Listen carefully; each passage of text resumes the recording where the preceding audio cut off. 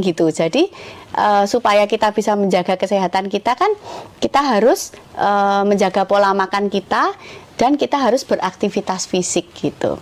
Baik, Dokter Melisa. Jadi tetap harus berolahraga dan beraktivitas fisik. Beraktivitas. Jadi itu yang harus kita pegang gitu.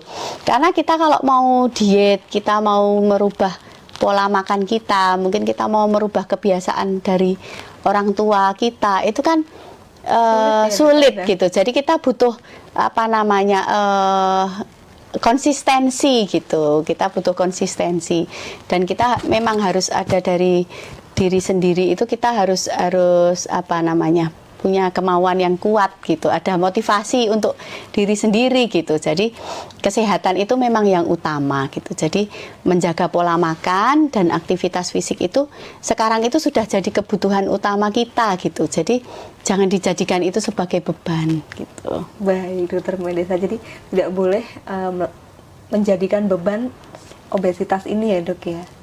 Apa namanya? Pencegahannya gitu. Jadi pencegahannya ini kan yang mager-mager itu kan susah kita untuk harus mulai olahraga gitu. Jadi sehat itu bonusnya gitu. Kalau kita sudah melakukan, kita sudah olahraga, kita jaga pola makan, nanti di kemudian hari kita akan mendapatkan bonusnya itu sehat gitu. Baik, Dokter, saya pernah baca kayak kata-kata gitu, Dok, di media sosial. Jadi seperti ini isinya, Dok. Kita itu rajin nge-gym, rajin olahraga itu bukan agar kelihatan cantik, tapi biar bisa makan enak. Nah, kalau seperti ini, Dokter, gimana tanggapan dari Dokter Melisa nih, Dok? Ya mungkin memang kondisi sekarang ini seperti itu ya. Jadi kita di mana-mana apa namanya banyak kafe yang buka di mana-mana gitu ya, restoran di mana-mana, terus disajikannya dengan apa penampilan yang menarik gitu. Nah, nggak ada salahnya sih Mbak kalau kita mau olahraga supaya kita bisa makan enak gitu. Enggak, itu lebih baik daripada tidak olahraga sama sekali tapi pengen makan yang enak gitu. Wow. Baik, jadi lebih baik olahraga. Lebih baik olahraga. Ya, boleh gitu. makan enak ya, Dok. Boleh.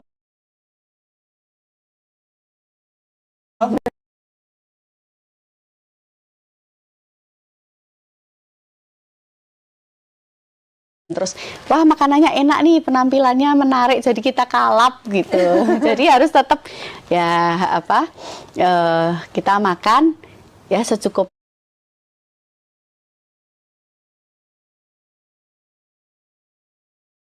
aja gitu. Wow, oke, Dokter Melisa. Di bulan Ramadan ini, Dokter, banyak sekali hotel-hotel atau restoran nih, Dokter ya, yang sedang promo all you can eat. Nah, apalagi kita puasa ya, Dok, sebagai umat Muslim gitu. Kemudian mungkin di agama lain ada pantang juga ya, Dok ya. Jadi ketika sudah maghrib, aduh, kita udah bayar nih segini gitu. Sayang kalau nggak ngambil semuanya. Nah, kadang kalap ya, Dok ya. Iya, harus tahu batasannya ya, Dok. Betul, gitu. Oke, baik, Dokter Melisa. Terima kasih banyak atas edukasinya, Dokter Melisa. Ya, sama-sama. Ketika kita ternyata obesitas, kita nggak boleh rendah diri ya, Dok ya. Nggak boleh rendah diri, harus semangat gitu. Karena justru dengan rendah diri, kita stres, itu kan juga nanti memicu untuk kondisi obesitasnya menjadi lebih sulit untuk dikendalikan gitu. Baik. Jadi kita istilahnya kalau sudah obesitas ya kita harus bersahabat dulu, nanti setelah itu baru kita akan memperbaikinya gitu. Baik, dan jangan lupa cek kesehatan secara rutin. Cek kesehatan secara rutin. Ya, bisa di RSUD Bung Karno, Surakarta. Boleh, nanti ketemu sama saya lagi ya. Ketemu sama Dokter Melisa. Nah, ini biasanya juga yang sering ditanyakan sama mungkin orang-orang di luar sana, Dok, yang mungkin mengalami obesitas itu seperti ini. Kalau aku obesitas, tapi aku nggak ada gejala mungkin atau nggak ada masalah, ini aku harus konsul ke dokter spesialis apa?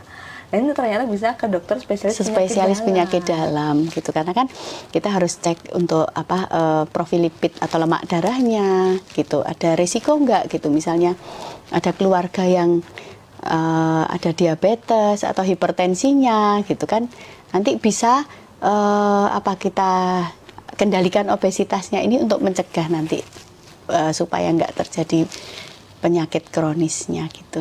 Baik, Dokter Melisa, dan ini ternyata terjawab sudah ya dok ya. Jadi kalau ada obesitas, kemudian pengen konsultasi nih nggak perlu ragu, nggak perlu malu lagi untuk berkonsultasi ke dokter spesialis penyakit dalam. Ya, Gitu. Terima kasih banyak Dokter Melisa atas waktunya nih dokter. sama-sama. Baik, sahabat Tribun Health yang memiliki pertanyaan atau pengalaman yang ingin dibagikan, jangan sungkan untuk menghubungi kami melalui media sosial Tribun Health. Jangan lupa juga untuk follow dan subscribe akun YouTube Tribun News dan juga Tribun Health agar tidak ketinggalan episode menarik lainnya. Baik sahabat Tribun Health, itu tadi perbincangan kita terkait obesitas biang kerok, penyakit kronis dengan Dokter Melisa Kurniawati, spesialis penyakit dalam dari RSUD Bung Karno, Surakarta. Semoga nanti kita bisa ngobrol-ngobrol lagi ya Dokter Melisa, memberikan edukasi-edukasi yang lebih menarik lagi ya dok. Saya kayak pengen mengulik dok, bagaimana cara mengatur pola makan, kalorinya berapa, seratnya berapa. Boleh, nanti boleh ketemu saya nanti. Sekarang kan ada alat yang untuk ngukur, nanti kita ukur apa namanya body mass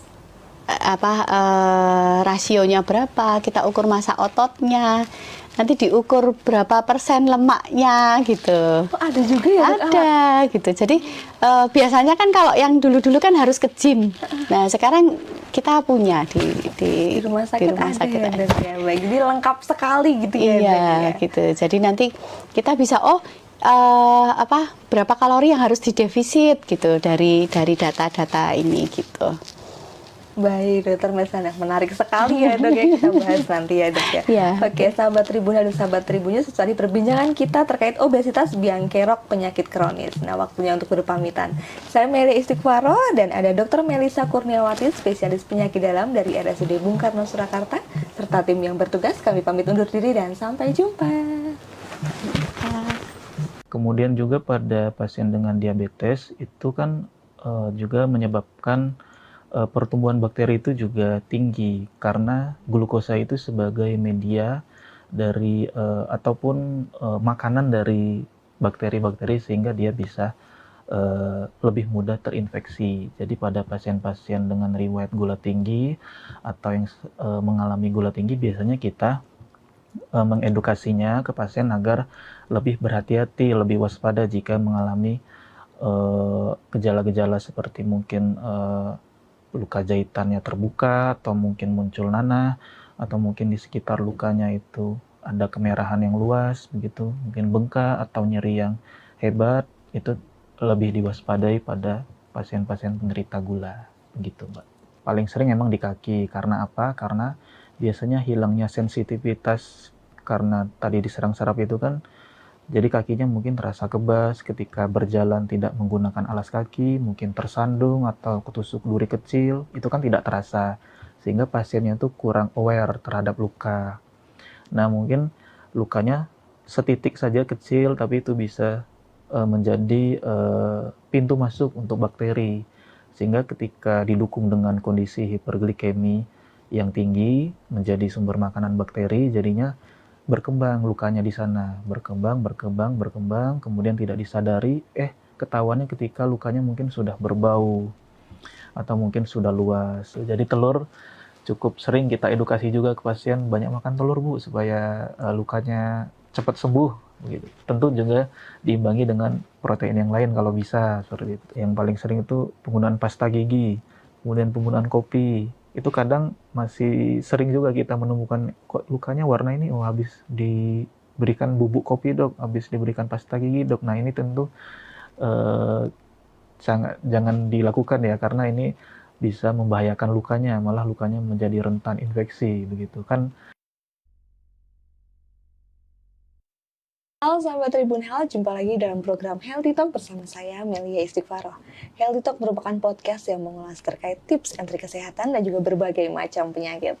Dan sahabat Tribun Health, hari ini kita akan membahas terkait perawatan luka bedah, khususnya luka